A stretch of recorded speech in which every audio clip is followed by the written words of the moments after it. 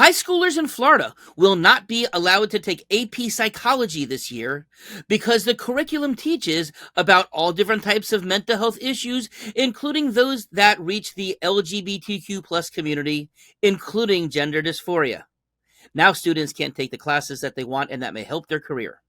Let's talk about it. Hey everybody, it's Dr. David. So have you ever taken a psychology class where you were not allowed to learn about specific things that affect the mental health of particular populations? What if you or a family member or a friend, another loved one, was having mental health issues, perhaps in the LGBTQ world, and you wanted to maybe learn more about it to help them, or maybe you were inspired to go on into a career that would be helping them out? And now all of a sudden, a prerequisite class that you would need for college is not going to be there. How would that make you feel? Now, this is all back to the Florida's Don't Say Gay bill, okay, which was also, the official wording relative to Florida parental rights, which, of course, what other students learn has something to do with parental rights of other students, which, of course, makes no sense whatsoever. Now, the College Board. This is the nonprofit organization that runs the AP classes. That's advanced placement classes.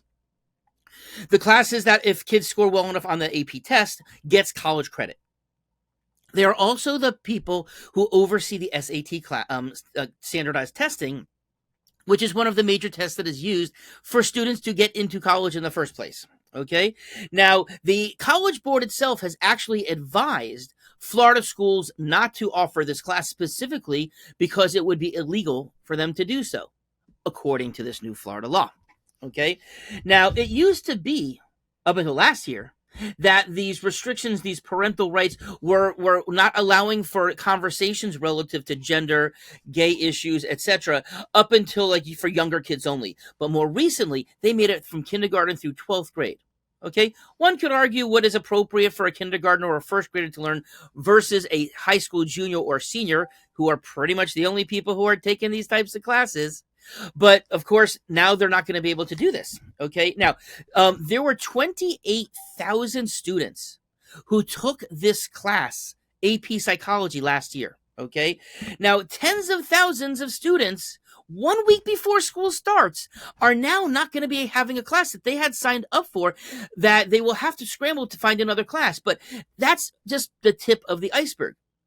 If a student is planning on maybe wanting to go into college and major in psychology, they would want to take an AP psychology class. They would want to get college credits so that they can move more advanced into their career or down that path.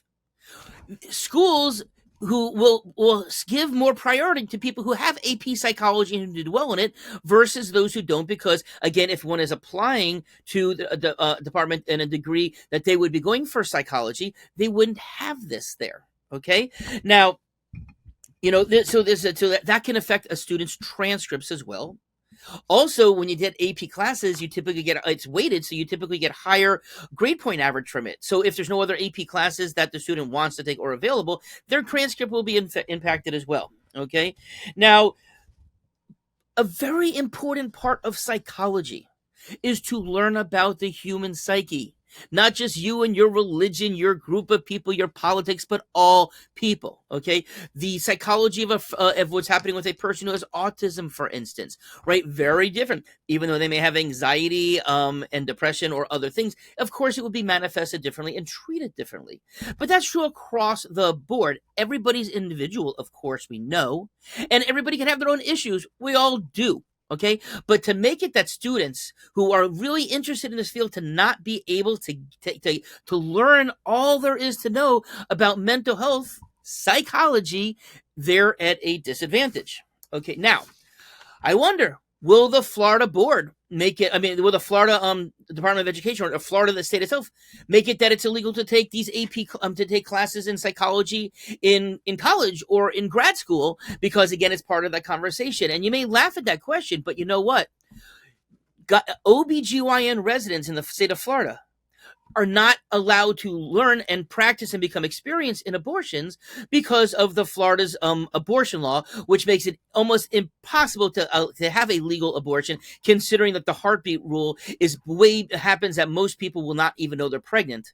by the time it's too late to even want to seek an abortion. So those residents, those students would not be able to learn about their skill either. So as crackpot of an idea of it impacting college students for psychology, we kind of do see that for medical residents already. Okay. And of course, medical students in the state of Florida would not be allowed to learn about those techniques either.